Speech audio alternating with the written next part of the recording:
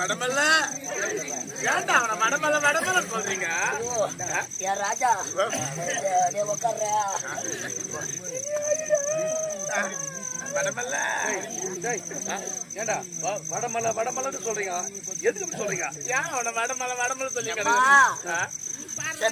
செத்த பிறகுதான் உங்க பெருமையை சொல்லுவாங்கன்னு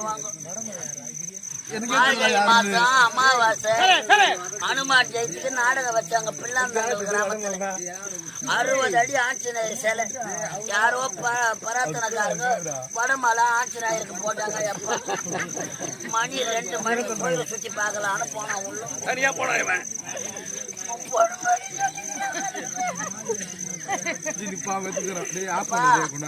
மச்சான் உட்காந்து கேட்டுக்கிறாருப்பா.